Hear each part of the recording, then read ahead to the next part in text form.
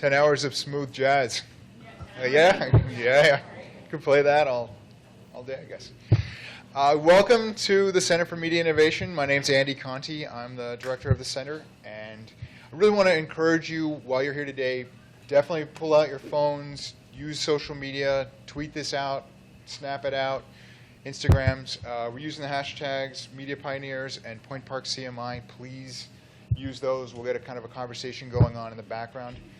We're extremely pleased to have our guests that are coming in today. I'm going to turn the mic over in a few minutes to Tom McMillan, who's the Senior Vice President for Communications at the Pittsburgh Penguins.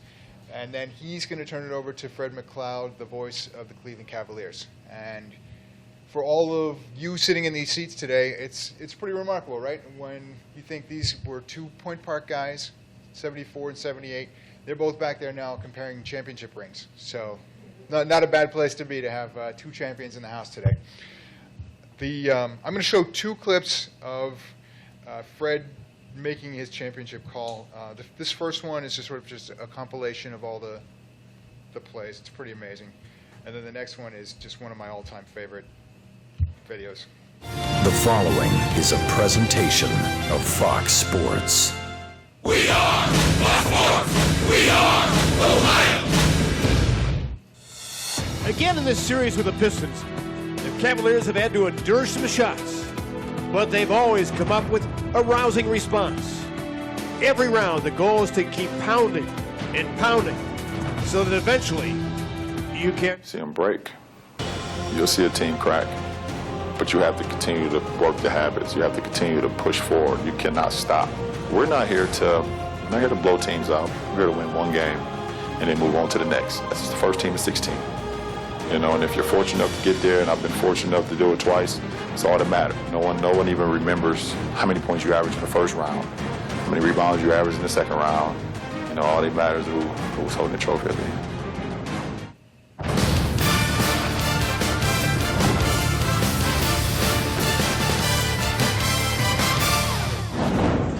Three down, 13 to go. You have to think that way. Cavaliers in Detroit, presented by high-speed internet from AT&T. We go from the Joe Louis Fist to 30 miles to the north, and the Palace of Auburn Hills is the Cavaliers trying to complete a 5-0 weekend sweep with the Motor City. The Indians have done their part. The Cavaliers won Game 3 here now tonight. Game 4 of the Eastern Conference playoff round against these Detroit Pistons. Another full house here tonight, but all wine and gold invading the red, white, and blue. They are fired up and ready to go. Many making the 3-hour-plus drive here to root on the wine and golders as they try to sweep these guys in back-to-back series as they did in 2009. Good evening, everybody. Thanks for joining us. I'm Fred McLeod along with Mr. Cavalier, Austin Carr. Nelly snaps a pass, catch and shoots. Are you serious? Ty Lue, you're undefeated in short shot clock out of bounds play. That was insane. Here we go. Final 5 seconds. Going to work. LeBron James hooks. Got it! He did it with 1 second left. Toss to J.R. Smith. To LeBron James! That was insane! Officially insane, LeBron James. Love has to hurry. Time for a shot. Got enough time. The bottom! Kyrie Irving, just like they threw it up. Backing down, a flop. Kyrie, long three. Got it! J.R. Smith ahead of the pack for LeBron James. Thompson. Here comes Curry back to Iguodala. Block! Oh my goodness, LeBron James with a chase down of his career! Kyrie gets Curry on him, trying to go to work, dancing with a tough three. Got it! Kyrie Irving went Drano! Curry, they'll give the three. No! Rebound! Maurice Spates! Good night, Oakland! It's over! The 52-year drought is over! It's over! The Cavaliers have won the NBA championship! That logo in the sky, that logo in the sky, let's get it! So awesome. It's the players' highlight reel, but it's also Fred's highlight reel, which is terrific. I also am going to show you one more take on his call of the championship. And this was a video that Fred's wife shot. Her name is Beth. She's here with him today, and she's going to be presenting with him. But it really just shows you how powerful sports are. And, you know, even if you're not a sports person, when you see this clip, it's just, well, it speaks for itself. So. Give the three. No. Rebound. Oh, he snakes. The guy over there. It's over. It's over. It's over. The Cavaliers have done it. Won the NBA championship. Everybody stand up and cheer. It's over for 54 years. No more again. The Cavaliers step up to the plate. Kyrie Irving. Nothing more. 18,801 days, and it's over. Never again. Celebrate. Go crazy. Because the championship is yours. It's time to have a party. Sincerely.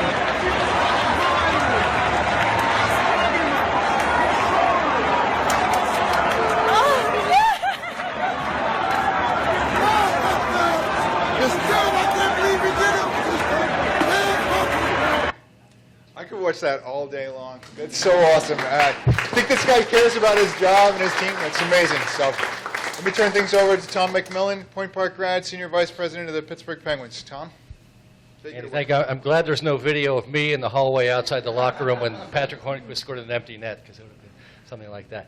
As you know, I'm back here a lot, so it's always good to be back on campus. I know Fred thinks that as well. We almost passed in the night here in the 70s. We didn't, but I certainly knew who he was and followed his career. I always was motivated by the fact when I was here that Point Park people were working in the profession, that you could get there from here, and that's true more today than ever. And Fred's an example of that. So he's going to have some great stories. I'll just start it a little bit and then get out of the way. We want this to be a Q&A for you guys. We want you to ask Fred and his wife Beth also, who does weather in Cleveland, so also as a TV professional, questions about their careers. So I'd like to present Fred McLeod. There you are, Fred.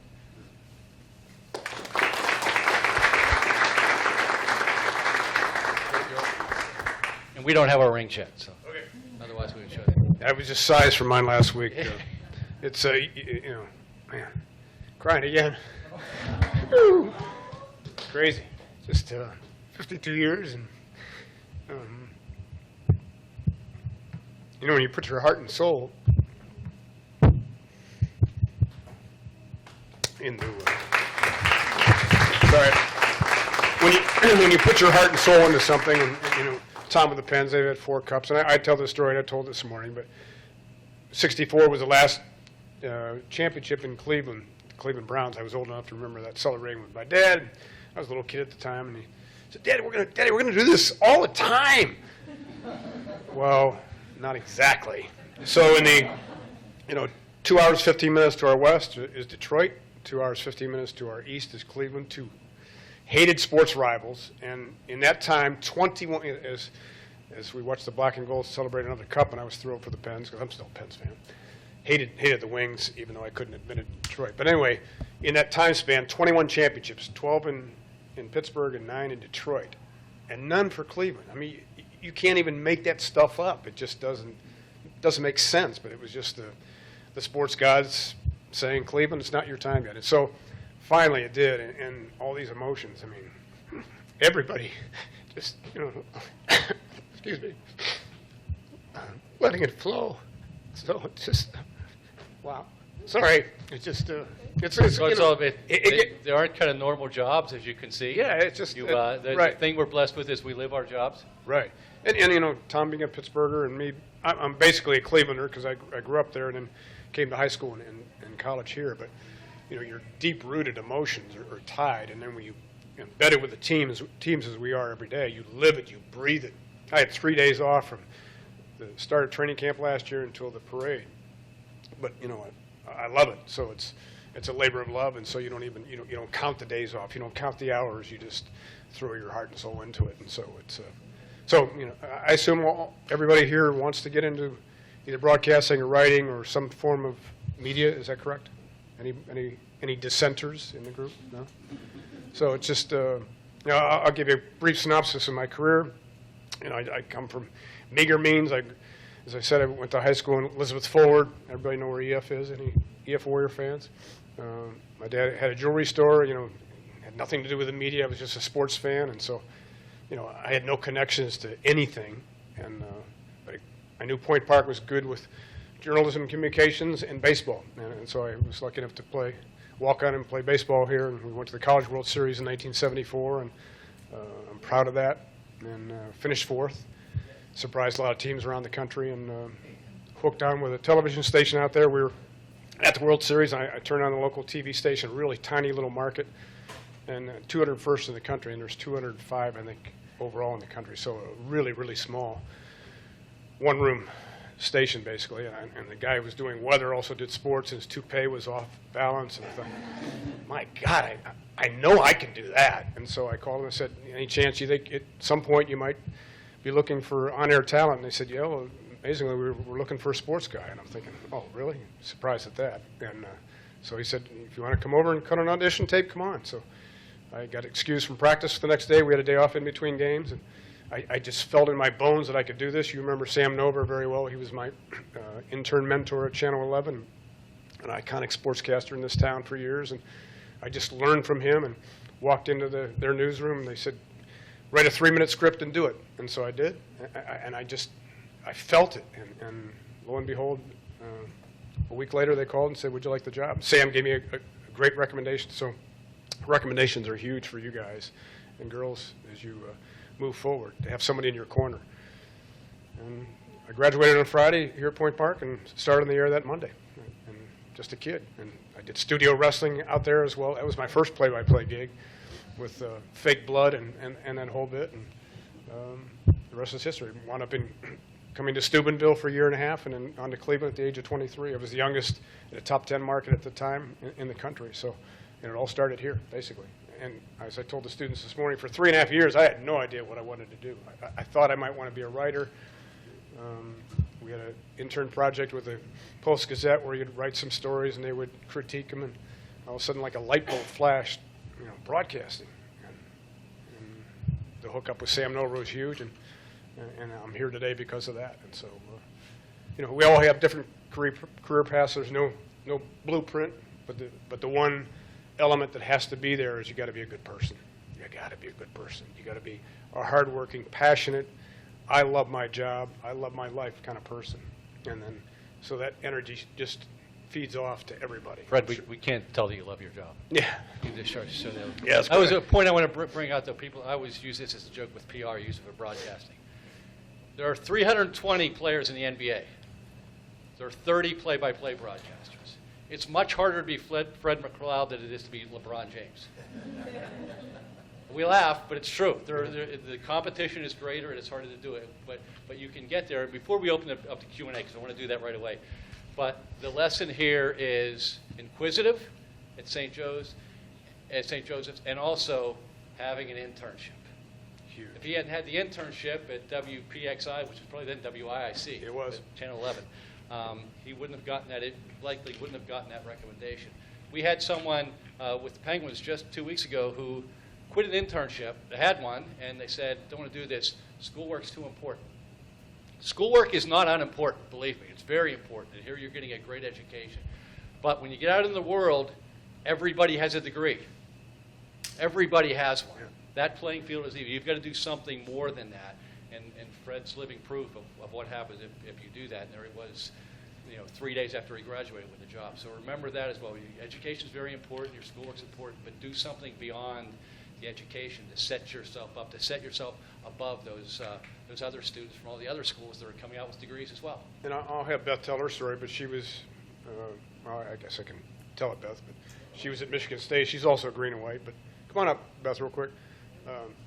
Why don't you tell your story, because you know it better than I do, but she also got an internship, the first of its kind, at Michigan State, Big Ten school. You'd think they'd be flooded with internships, but she waited tables at a restaurant called Dooley's, and on a weekend, one of the she waited tables. Brent Musburger. Everybody know who Brent Musburger is? Network. Pat O'Brien, Vernon Mustard. Okay, so you guys have the Steelers, you guys have the Penguins, you have all this national TV news, sports mostly, that comes to town. You got to find a way to hook up with those people. It was harder back in my day. They just came and ate in my restaurant, and I saw the light. They're in my section, and my boss said, "You're too new. We're going to put a better waiter on these guys." And I'm like, "I have a sports talk show." I'm like, "Absolutely not." And from that day forward, my life changed. It was not easy. There were no internships at CBS Sports through Michigan State, and I started it, and it continues to this day. So you have to be brave enough and polite enough and kind enough, but you also have to be a little forward, and you have to ask for help. I didn't know these guys. They just came and sat at my table. But from that point forward, as I look back, that's truly what changed my life. So you have to seize the opportunity. You guys have all this social media. We live on it at Channel 19 in Cleveland. Matter of fact, we're pushing that almost more than we push the TV anymore.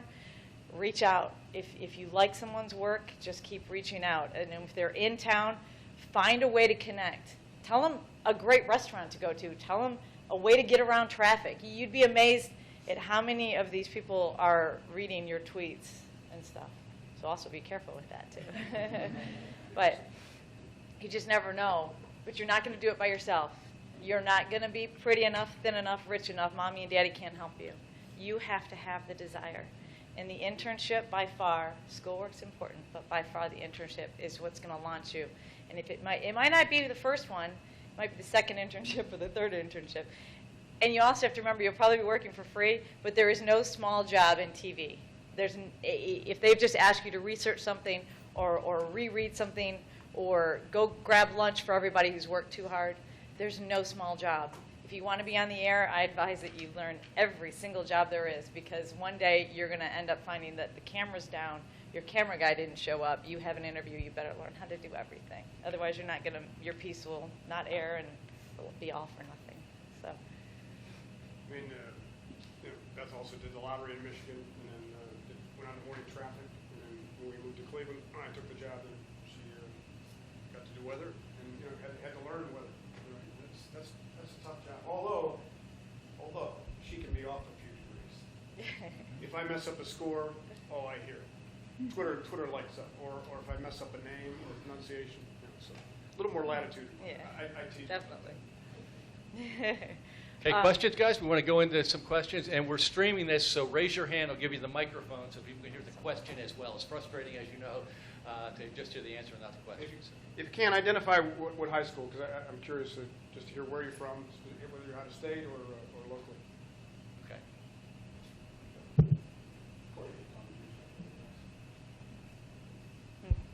Hi, Fred. How you doing? Can you hear me? There we go. Good. Chris Dazen, Point Park alumni. Actually, I graduated in 2015. Obviously, going into the championship game, you knew, the repercussions of what could happen. Your moment was very unique and organic, but did you have any kind of set thought going into anything you wanted to say in general with that call if it did happen? Or obviously just kind of let it go? And some guys will write it out, but I think it almost sounds, you can kind of tell when it's too poetic, too perfect prose. I've used that good night, so-and-so, whatever city we're in. I just picked the right spots. It's a field. But throughout the whole game, as you saw where we were up in a deep corner. This was broadcast, not over the air, but to our watch party back in Cleveland. So it was a broadcast, but only viewed by 20,000 people and their closest friends. But so the Oakland fans were on me all game when I get excited about Cavalier plays. And so that, looking right back at him was kind of my way. We got you, and so. But that was organic. You just feel it. And it was 52 years, and so that made it really, really, really unique, because it was by far the longest dry spell of any major sports city in the country, by far. And I spoke to a Rotary luncheon the other day, and most of the crowd was 65 and over, and there's still tears in their eyes, just of what it meant. So it's and a lot of people say, I did the same thing. I was hugging my son or hugging my grandma or whatever, and it's just, you guys are kind of spoiled here with the four cups, and 6 Super Bowl rings and 2 baseball championships since '64. So for Cleveland, it's really a uncharted waters for really 2 generations. So. I'm Bill Mushi from Canton Lehman High School, and I teach here. And I was 9 years old when we won in '64, and I had many tears in my eyes, including, but I'm a sophomore. Right, all my students? But one of the things that we have to deal with in this business is rejection. And a lot of kids, whether they're pitching a story or a package or something else like that, they don't understand the notion of how tough it is to get stuff on the air in the prints and stuff. Do you have any advice for either one of you? Have advice on the idea of how to overcome rejection, other than we all have supreme egos? But well, first time I asked Beth out, she rejected me. So I had to overcome that. But you know, it is. I had 2 radio jobs. One, ironically, in Canton, that said no, and one was in Greensburg here. I tried for as a disc jockey. I was horrible. God, was I bad. And so, of course, they didn't hire me. And then this, fate, as you would call it, through Point Park baseball, and boy, I'm proud of our baseball tradition, and that's why I'm here today. That's how I started, because you got to go somewhere. But we talk about internships. My nephew just got a job last week in Chicago at a sports management firm, but his dream job, Tom, by the way, has been to be in communications for a pro team. And so I don't know if he can send his resume to you at some point. But he interned with all through college with the Cavaliers, with the arena football team, with the Akron Arrows, then upon graduation with the Detroit Lions, White Sox, Royals, all paid internships, and he was just beside himself. I'm not going to find a job. And lo and behold, it finally came. So there's no rhyme or reason to timing, but boy, did he put in his, he was gathering basically references. Not only are you on the job experience, but you're gathering Tom McLeods of the world who will go to bat for you. Those are priceless. But you've got to prove to Tom, if you work for him, that you're a good hard worker, you're passionate, that you know how to look somebody in the eye and shake their hand. Okay? Not soft, smile. As I told the group this morning, smile in your eyes. Okay? Body language is huge. The first 10 seconds, I'm going to form an opinion about you, right or wrong, if I'm on the floor. If you exude that body language, that energy, you don't have to say a word, right, Tom? You just shine, and you just do it naturally. Even if you're in front of a mirror and you practice it, it may sound stupid, but smile in your eyes. When you go home tonight, smile in your eyes. Not like this. Just you're excited to be there, okay? Because I work in the Cleveland Cavaliers in a culture that's, I'm sure the Pens are the same way, where it's just positivity, and everybody rubs off on each other in a positive nature. And I've also worked in newsrooms around the country. Sorry. Live streaming, honey. Live stream. Yeah. See, she's always got my back. Where we had a negative operation in our newsroom, and so that drains on you the other way. But right. For the negativity part, you just say next. Someone may not hire you the first time you apply, but they might hire you 10 years from now. Don't burn any bridges, and just keep putting yourself out there. You might not like my hair, but somebody else does. That's the way I always felt. And part of it is you just have to keep trying to make yourself better and keep moving forward. Don't let someone beat you down. It's your dream. Don't let them take your dream away from you. If we can laugh. We talk about it all the time. We run into people constantly who said no to us, who said absolutely not. And what's great now, especially with the Cavs win when we go back to Detroit, where he broadcast for so long, I just smile. I'm like, yeah, and everyone in Detroit said, why would you go to Cleveland?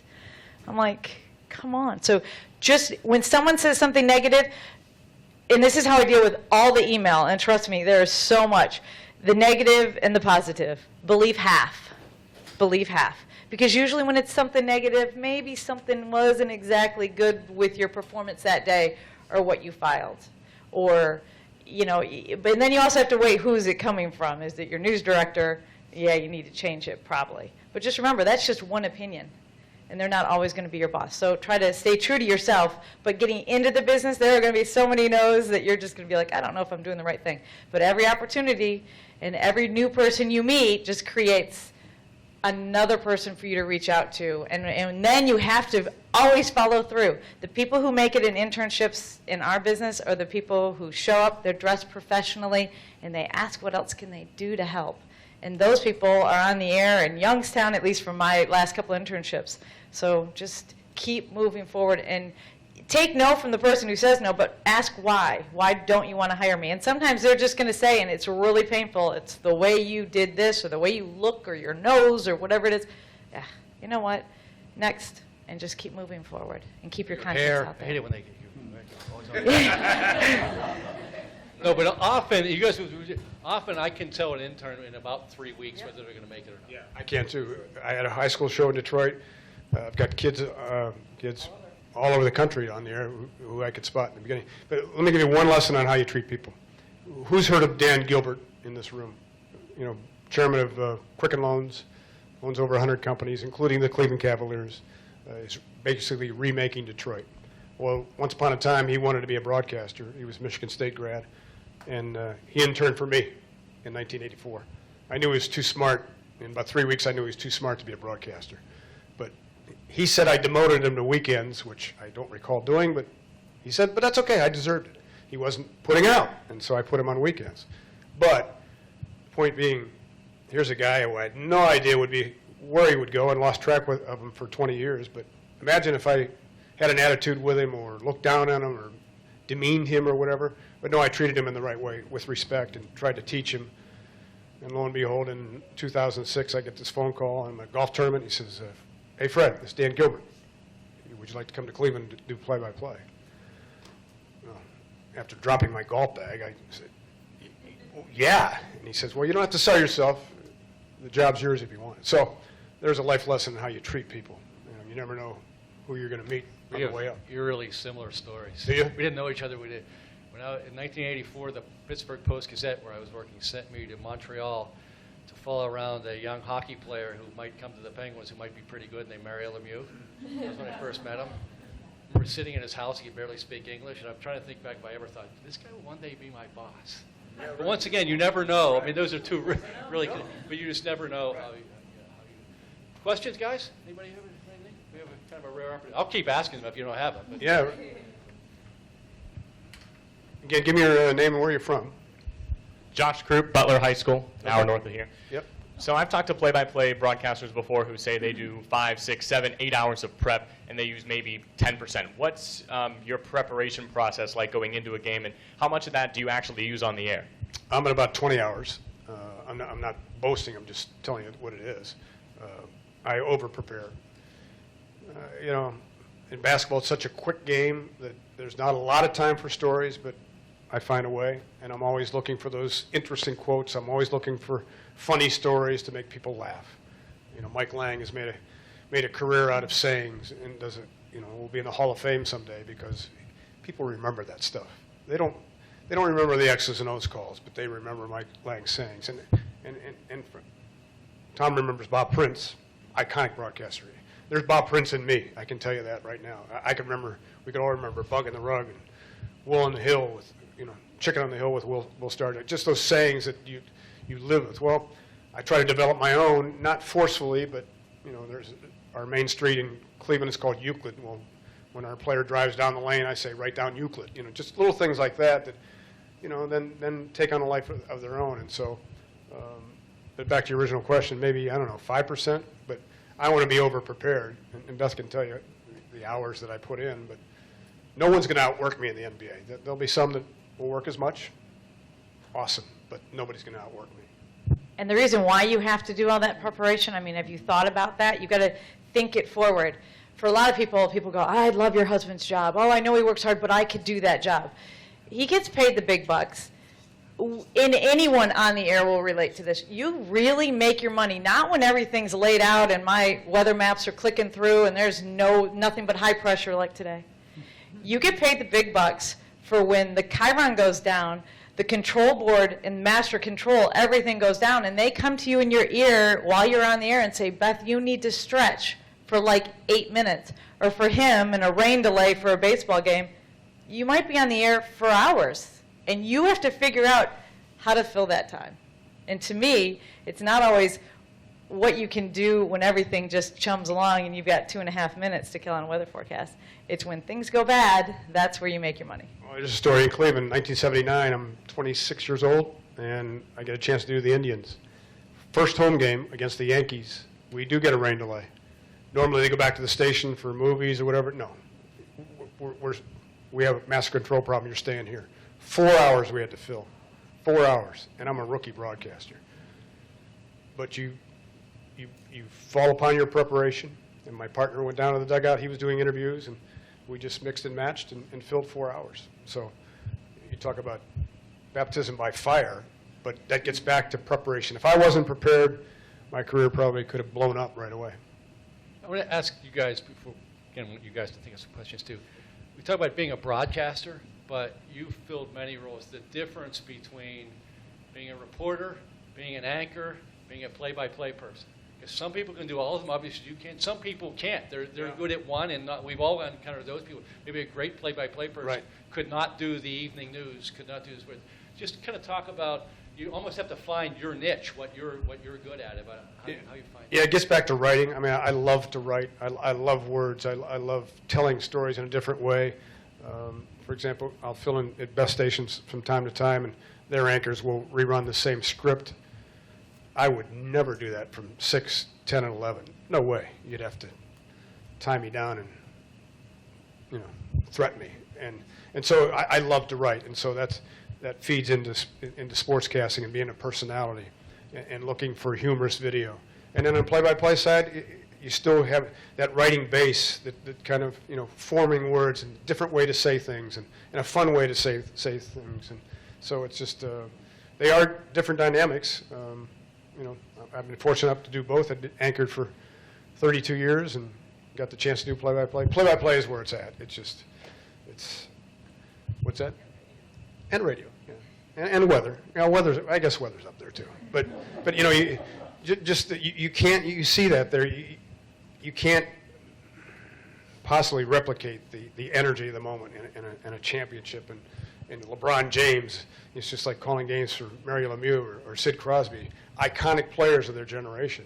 And so to be courtside, to see that and to describe it, it's a natural high is what it is.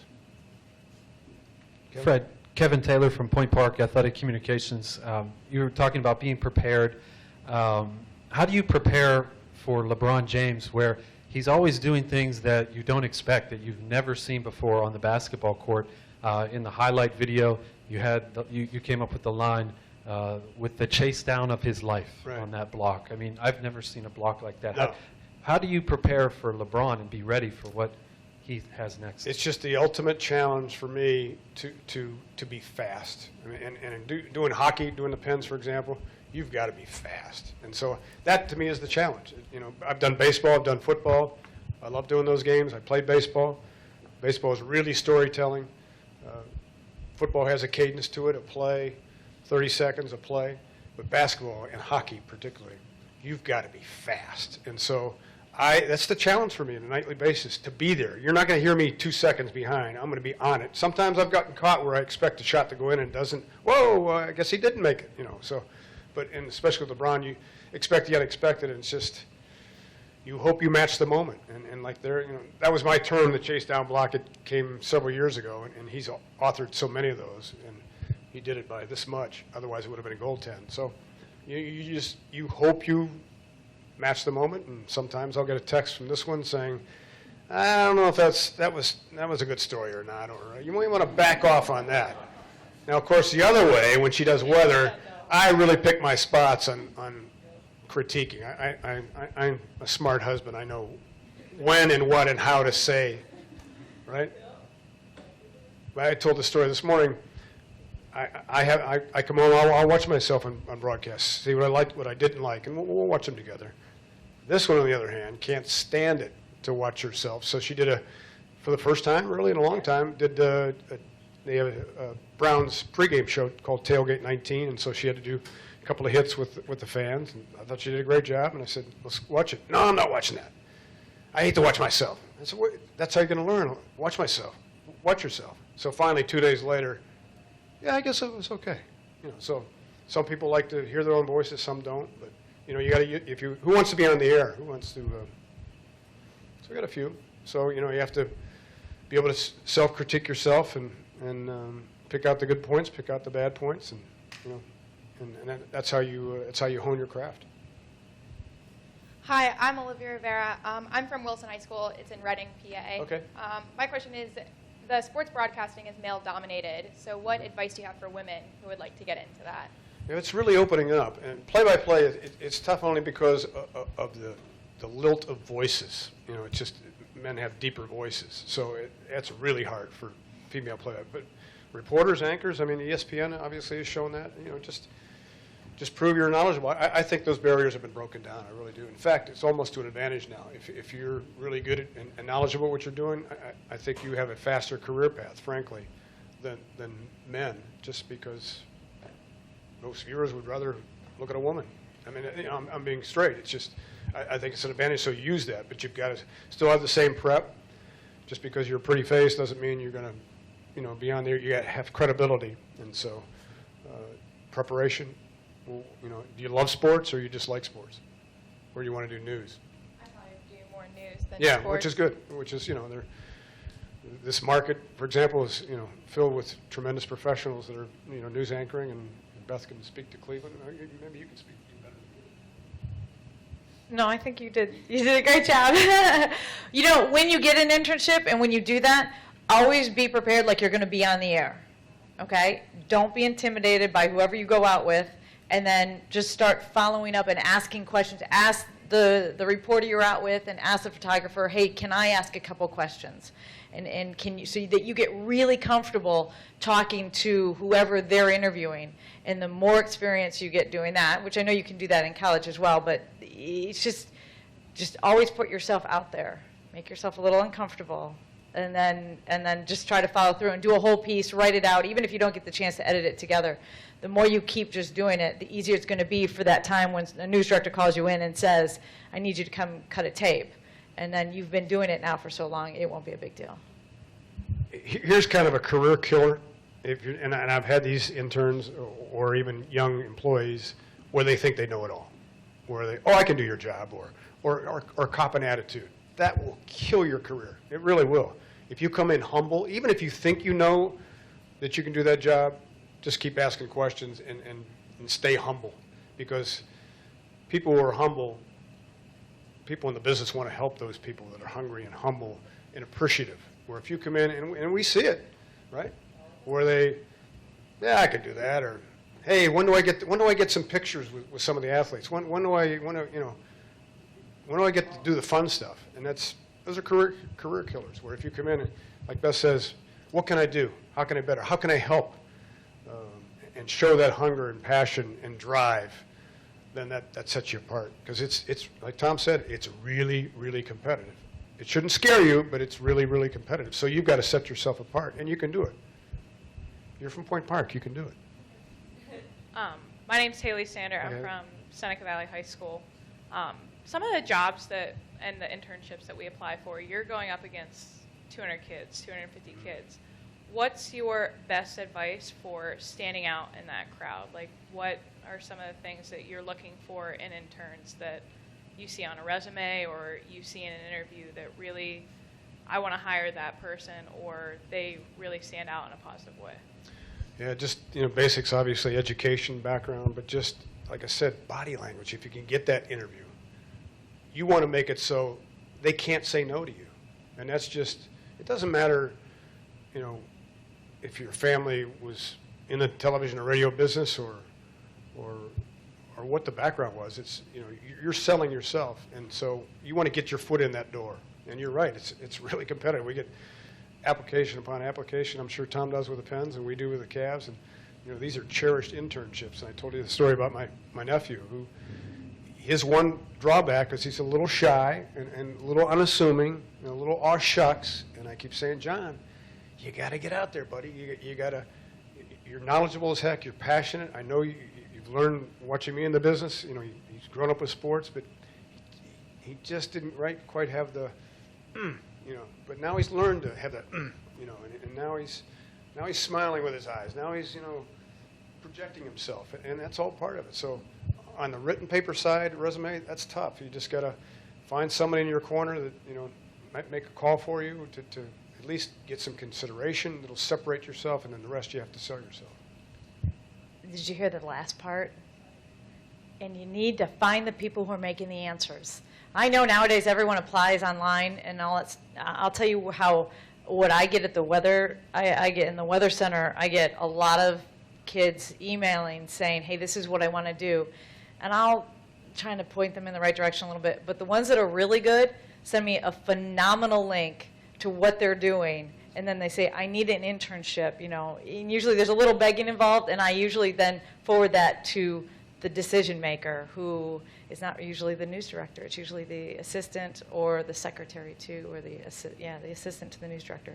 So you have to be a little assertive, and you have to put yourself out there and really just keep asking. Because the ones who keep bugging me at work, I really want them to stop bugging me, so then I forward it to who's going to help them. And you need to sometimes be a little creative, too. A lot of TV stations, if you want to get into the local news, they don't just do internships for, like, summertime. Ours does, like, Christmas holiday. They do different holiday ones. Sometimes they'll just do weekend ones. So try to find out who's making the decision. So if you're out on the street and you see a reporter, just go ask, hey, who at your station can I talk to? And we all get stopped like that. So just you have to find what station you want to do it, and then just be a little persistent. But find the person who's making the answer, so you don't just get, Toward that end, you guys will love this. Last year, some of you who've been my students know this. We had a radio host job open on our radio network. We had 530 applications. Did you ever go through 530 applications? Your eyes started. But a couple of people, about 8 of them, circumvented the Teamwork Online system and found my email. One, you're impressed just that they found your email. 3 of them were really annoying because they weren't qualified, but 5 of them were really qualified, and they had links, they had YouTube links, and one of them got the job. Because, and out of the 5, that's the challenge kind of when you're hiring. You might get lost in that glob of 530. Again, finding ways to differentiate yourself. And it's the aggressiveness, it's the confidence, and it's having that experience to have done it. And so we kind of, this person came in as the favorite when he came in, and he was from a station in Champaign, Illinois. We didn't know who he was, and he ended up getting a job that way. So it was, And with that, whatever you send out, whether you're a producer, director, on-air person, whatever you want to do, make sure your best work is right up front. Because when you bring home tapes, when there's an opening, you follow the link, and they literally just sit there, and they just 2 seconds, you might only get nope, nope, nope. So I can't tell you how many audition tapes we see that come in, and the people will go, no, take 2. And I'm like, this is your audition tape. So whatever you guys put out there, please remember, your window of opportunity sometimes is really small to make that impression. When I applied for an Oakland A's baseball job, I had my resume on a baseball. I literally wrote on a baseball where my career path had taken me. So Who did that? Oh, that would have been me putting your resume on a baseball. FedExing it across the country. Are you sure about that? Is this convenience reporting, or is this? It's been a while, so we'll continue this discussion on the way home to Cleveland. But anyway, I didn't get the job, but he liked my work and he loved the baseball resume. Something original. I'm not so sure about that. But to save the marriage, you always say she's right. Hi, my name is Liz McGrath. I went to Crestwood High School. It's about 5 hours from here, more towards Philadelphia. Okay. And I was just wondering, you said that you had gone through many different ideas and it had taken you a while to truly find what you wanted to do. Yeah. What would you recommend for those of us who don't necessarily know what we want to do right now? Because I feel like, especially for me, there's so much that we want to do, but it's virtually impossible to do all of it. So how would you recommend we find our niche that we belong in, and how to just discover that and stay there? Just try to get us taste as much as you can here at Point Park. You're in a generation now where there's so much to you. What do you want to get into? What do you think you? That's the thing. Right now, I don't really know, because there is just so much that, right now that we're learning about from all of our professors, and there's just so much that there is to do that it's overwhelming. And there's not really one strict idea yet. You just have to go through them all, and then obviously the things that we're good at, we kind of gravitate toward, and so those become more fun. And so ultimately, you want to have a career where it's just fun to go to work. I mean, I put in countless hours, but it's fun. I mean, I get paid to sit courtside at an NBA basketball game. Are you kidding me? So, you know, you'll find that. But you guys, now with the internet, and let's say you want to be a writer, okay? Let's say you want to be a sports writer. A great career. And look what it leads to. Who says you can't write stories on your own? You're watching a Penguin game. The game's over. Now challenge yourself to write a 1-minute story on the game and time yourself. First time it may take you an hour. Then next time it might take you 45 minutes. Then you'll grab some quotes, and all of a sudden now you're getting a rhythm of how to write a story. If you want to be a broadcaster and you live in Bethel Park and you go out and there's a Little League game there and they play the same time every day, go grab your phone and do a couple innings of Little League baseball. Why not? You get the names, you call plays. It's still human beings hitting a baseball, running the bases, and you train yourself. No one can stop you to do that. It's always an investment in yourself. You're investing in your future. And the ones that really invest the time will get the job. The ones that think, well, I'll get it. It'll happen. Time will bypass you, and you won't get it because it's so competitive. I'm not trying to scare you because I think coming from this wonderful university means a lot. It really does. It'll open doors for you. But now you've got to be able to separate yourself.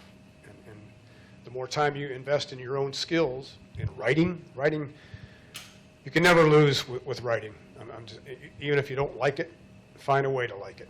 Because if you're going to get in any area of this business, it's going to come back to writing skills and communication skills. Yes, sir. Blaine King from Upper Darby High School. It's 5 hours out in the suburbs of Philadelphia. Which is cool. I love how there's out-of-state students and students from all over the place, which tells you, again, speaks volumes about this university. Go ahead, sorry. You mentioned that you put in 20 hours of preparation for each broadcast.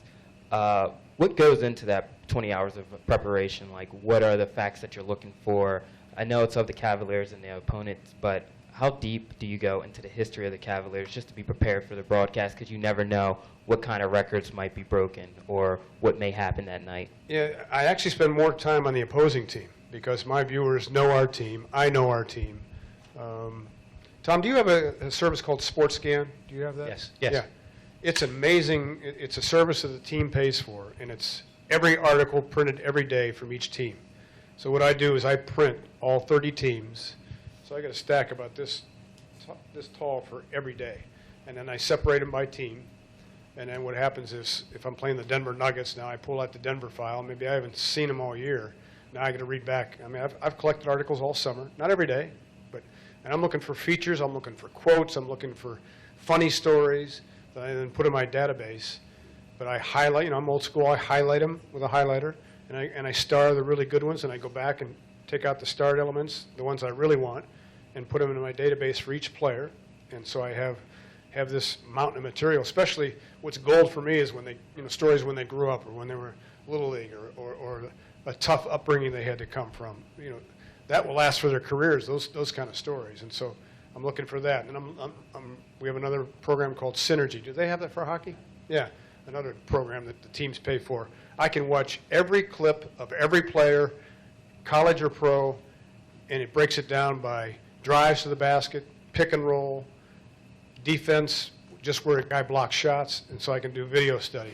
And all that just adds up. So if I'm facing a team with a rookie for the first time I've never seen, I go to Synergy, I watch 3 minutes of video of that guy, now I have a good feel what he likes to do. And so all that is part and parcel to preparing so that I am never going to be unprepared. And that's my greatest fear, and I've had those fears. We also have, is this kind of an X-rated?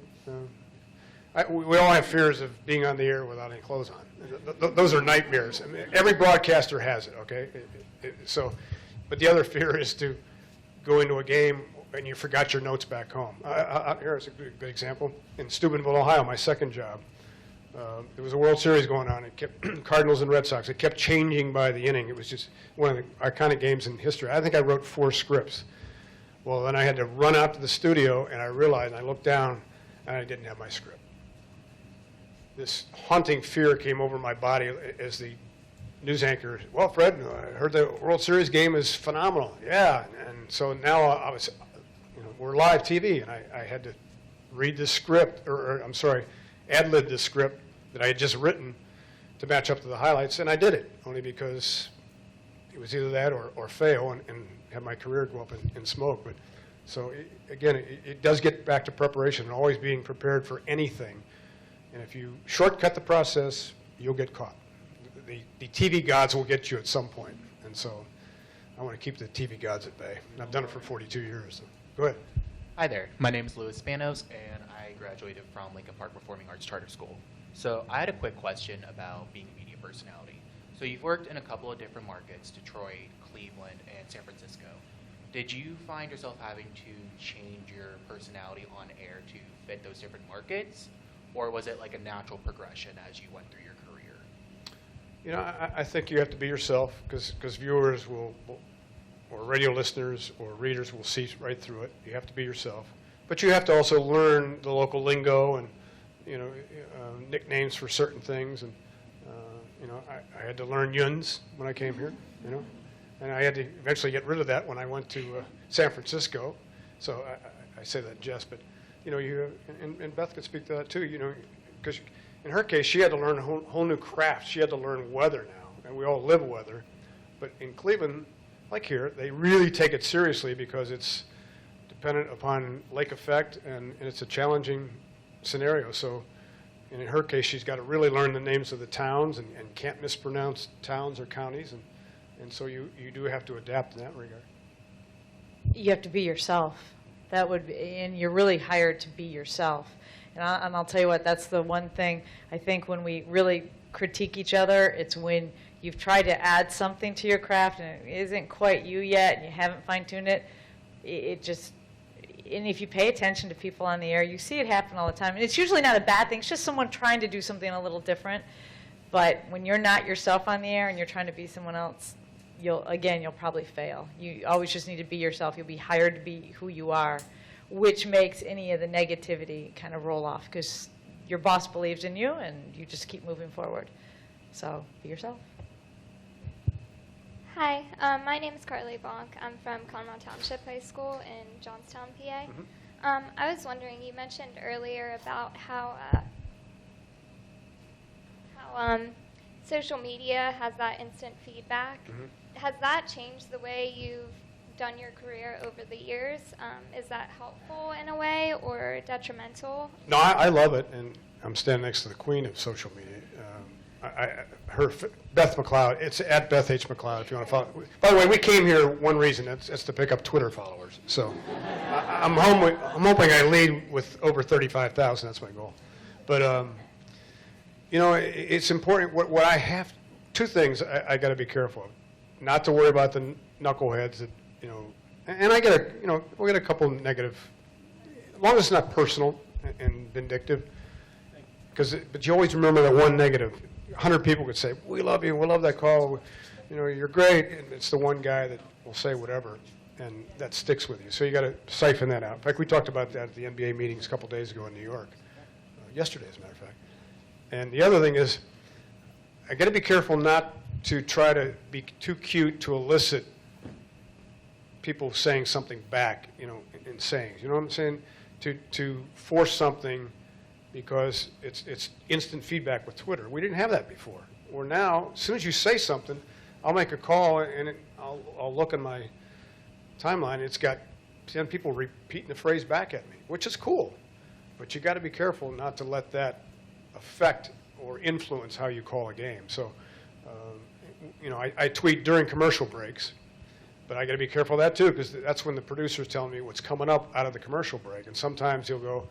Brent will say, "Did you hear that, Fred?"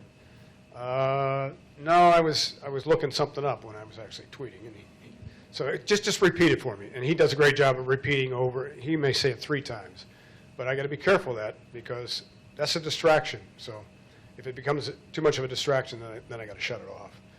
But in fact, our color commentator, he gets a little bit.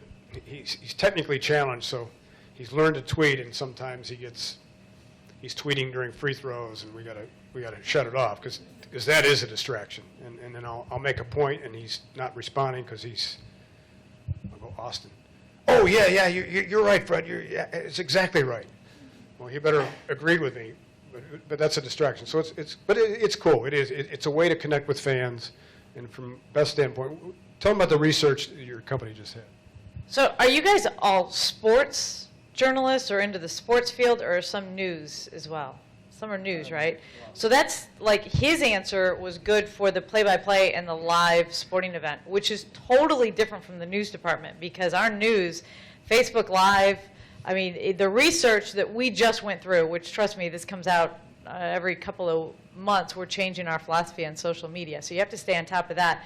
But right now, they like the short little videos with no voiceover, because they're finding what's happening is most people are watching at work and school, so they don't need the audio. So in the weather department, that means making all those fun graphics. But they love the Facebook Live. And in the news media, believe it or not, I actually like Twitter the best. But my station's like, we don't care if you never send another tweet at all. They want all Facebook Live. So you guys are all, Snapchat, whatever it is, just try to stay on top of it. You guys are younger, so it's a little easier for you. But the news is a different, this is definitely a big divide where he's got his live event. The news is all about this, and it is definitely, on our end of it, I love it, because if you're wrong or unsure, you can put it out there, and you'll get responses back saying, well, contact this person, do this. The social media on the news side just helps. You got to be careful, though, because not everything is true. One final question, guys. Hi, Fred. Good to Tyler see you. Polk. Yep, Tyler. Steel Valley High School. Again, thank you for the interview earlier today. Sure. My question for you is, how important is the synergy between the play-by-play announcer and the color announcer and even the sideline reporters? It's vital, because I know of a baseball team in the major leagues where the play-by-play guy and the color guy do not get along at all. And it trickles into the broadcast. So, and conversely, when you, like Austin Carr and myself, we get along great, and we play off each other instead by play. That's what people really remember. Of course, they'll remember the great plays, and we never stand in the way of the play. But they love the banter. They love the funny anecdotes that come back just naturally. And so that is only born out of a relationship of respect as professionals and as human beings. And I try to elevate him as the star, because he's the guy that played. I call him Mr. Cavalier, and that nickname took off. Everybody, hey, Mr. Cavalier. Well, he was the first overall draft pick in 1971, a phenomenal player at Notre Dame, and he's a rock star because of his playing status, and he's got this infectious laugh and great energy, and so I try to play off that. One other thing back to social media, and you've probably been told this, but I'm going to tell you from a professional standpoint, Tom would say the same thing. Never post anything that you don't want an employer to see, a future employer to see, because it always lives. It will always be there. So be careful of a tweet or a picture or Instagram, anything, because it could come back to haunt you. It may be cool to, you know what I'm saying, and I'm sure you've been warned about that, but trust me, from a professional side, those things will kill your career, because people will read it. I'm not gonna interview this person. Right away, they're going to Google you. They're going to find out what your history is. And you don't want something that inappropriate or embarrassing or something you wish you could take back, because you can't take it back. So you probably know that anyway, but I'm just kind of want to remind you of it. All the time, it's true. We're out of time, but thank you guys for coming. And our deal has to be that in 20 years, when one of you is a play-by-play broadcaster, or chief marketing director, or TV weather person, you have to come back and speak to the next generation of Park students, because we all do that. Once a pioneer, always a pioneer. Right? Fred, thank you. Thanks, Tom. It's a pleasure. Thanks, everybody.